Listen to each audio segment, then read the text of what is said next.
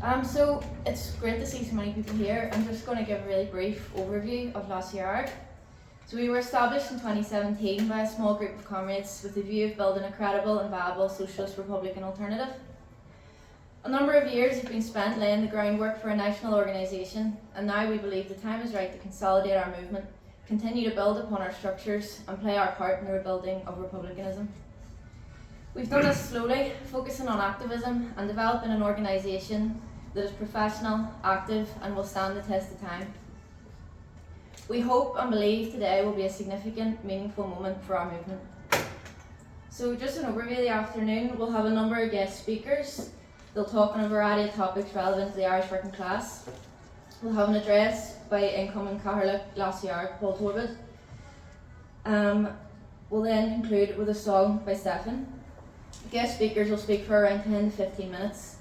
There'll be no Q&A, which makes my job a lot easier, but I'm sure speakers will be happy to discuss any questions you have at the end.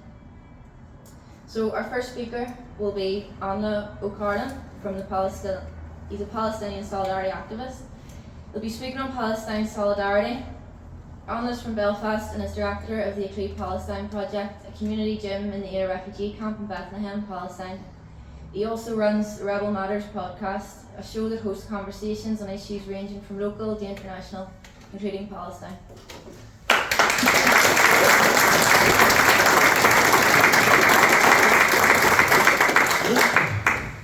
So, Gurmí Margaret was encouraged to eat that break eventually mask and you. So, Gurmí Margaret was encouraged, chap was kind of shaking our days and show. Very grateful to be here, and just want to say first of all thanks very much to the organising committee for the invitation to come and speak. Can you hear me okay? Or closer? All good? Good. So 12 months into the genocide in Gaza, and what we've witnessed over the course of the last 12 months is probably the biggest and most sustained mass campaign in recent years, probably of a generation. Hundreds of thousands of people have come out onto the streets and participated in protest and direct action up and down the country, and thousands of people have been politicised by the live streaming of the genocide in Gaza. And I don't think anyone here would have been able to predict that more than 12 months on it would still be ongoing and gathering pace and getting worse at that.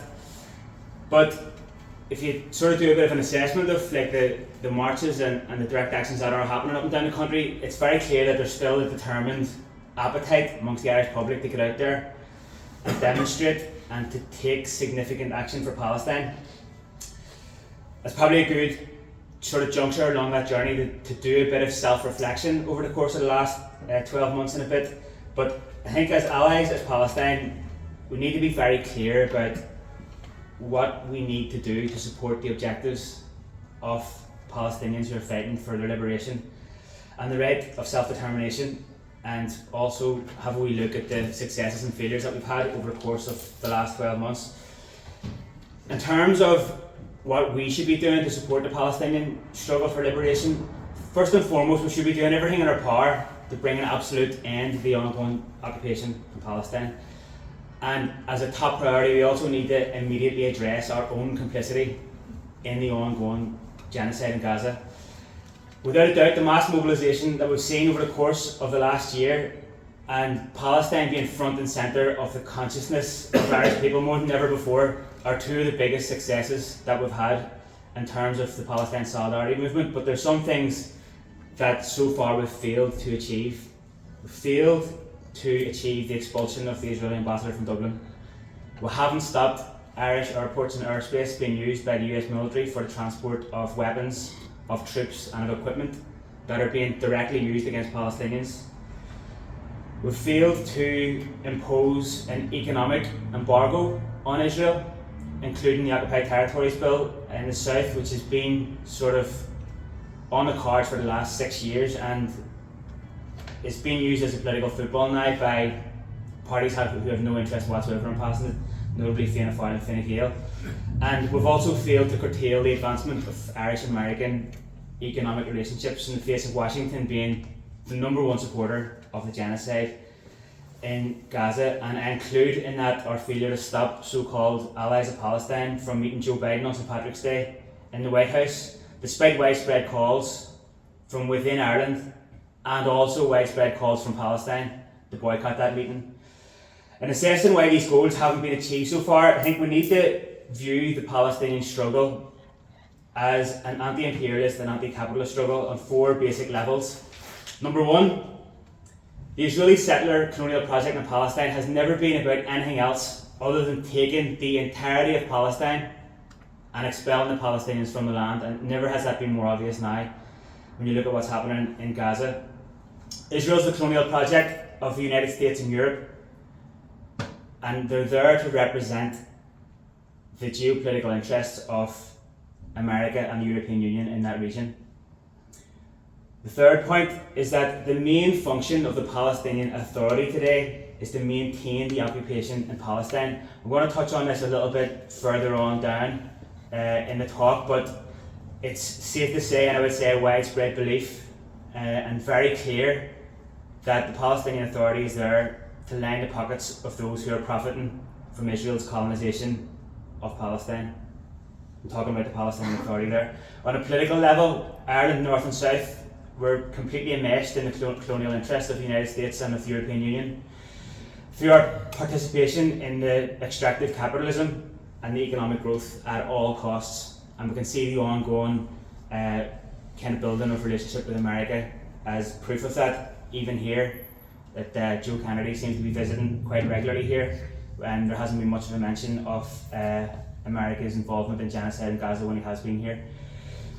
So in the war of language, and there is a war of language and narrative around what's happening in Palestine. It's been raging for over 30 years since the signing of the Oslo Accords in 1993. And in many ways here in Ireland we are in the belly of the beast, because we're subject to a non-stop stream of US and Israeli-led Western media.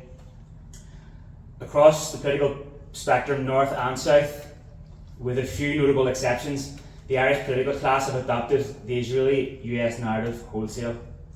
That there's a peace process ongoing that's working towards a two-state solution is one of the most common things I would hear.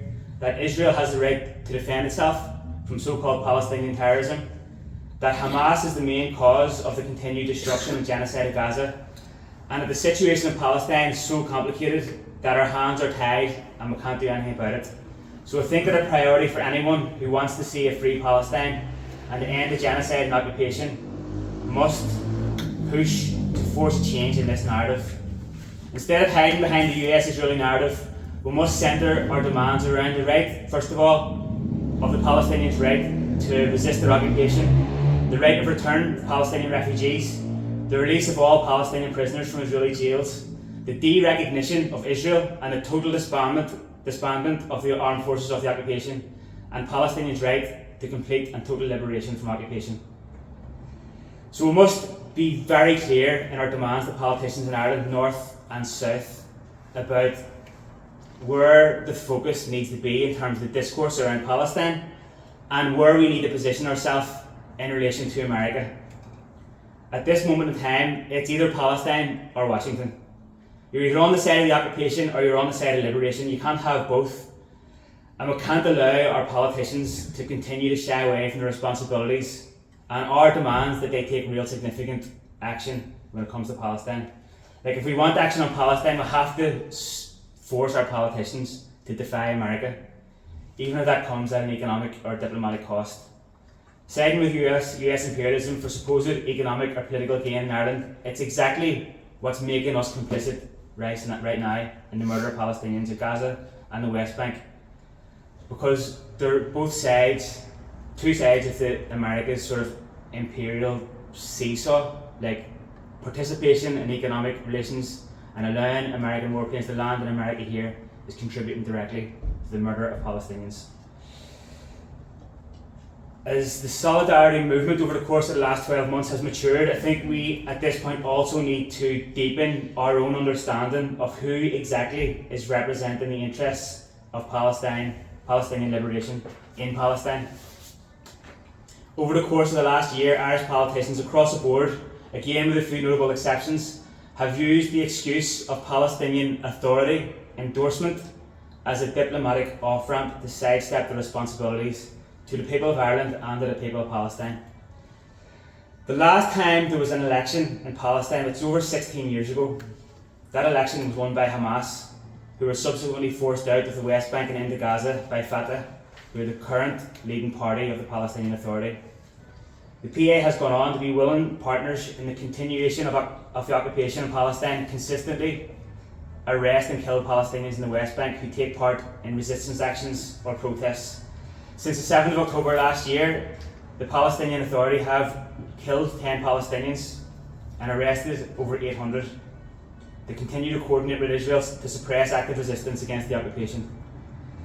Today, the main function of the PA is to maintain the occupation, to participate in the phony US-Israeli narrative, and to keep themselves in a position of power and privilege while Palestinians are subject to occupation and genocide. Today, as allies of Palestine, we have to take the lead from those Palestinians who are leading the fight against the occupation, both in the West Bank and in Gaza, not those who are suppressing it. Also, over the course of the last 12 months, calls for ceasefires have been heard loud and clear every week in marches up and down the country. But now we need to focus our goals on more tangible objectives that are within our control and engage in more direct forms of action. Allowing the focus of the discourse in Ireland to remain on getting a ceasefire sets a bar that is much too low and keeps our calls in a nice, comfortable box that those who are afraid to defy the United States can live with. If we're being honest, standing outside of the US consulate on a Sunday when it's closed and there's no one home isn't going to make a bang bit of difference to Palestine. Marches, I think, should be used as definitive road signs for the next objective and the next action. And if we're marching on a consulate or an embassy or an airport or government buildings, we should be going there to shut the damn place down. On a positive note, there have been very successful campaigns. Notably, Belfast BDS has consistently engaged in targeting local supermarkets here in West Belfast, and the apartheid-free zones established by Lasair Dhearg have both put Belfast on the international stage when it comes to effective boycott campaigns. The Descend on Shannon protest a couple of weeks ago was a great example of a big protest that escalated the pressure on the government around that specific issues. I was speaking to Ed Horgan the other day, a long-time activist and one of the founders of the Shannon Watch campaign. He said that no US warplanes landed in Shannon that day. It could be a coincidence, but there was US warplanes the day before and also the day after, so I think we can call that protest a success. But that protest was a part of a movement that has got a very specific and measurable goal: to stop Shannon Airport being used by the US military to transport weapons, troops and equipment that are being directly used in the genocide of Palestine. So in the coming months, the focus of our actions should be similarly direct and specific, including formally expelling the Israeli ambassador from Dublin, a complete military and economic embargo on Israel by the Dáil, shutting down weapons factories that are operating on this island, and forcing a boycott of the St Patrick's Day junket next year. If anybody had attended the annual Harry Holland lecture last week, you would have heard Bernadette McCaskey telling the audience that we don't need permission to take action. If you have an idea, get a couple of people together and go and do it. All we need is the conviction that we're doing the right thing and the will to go and get it done. There's plenty of targets that are within our reach here. For example, McDonald's, Caterpillar, Thales and Barclays Bank. Just finish up with a reminder that the most important job we have is to believe that we can force a change here in Ireland, north and south, and to reaffirm our confidence that Palestine will eventually be free and rid of the occupation once and for all, from the river to the sea.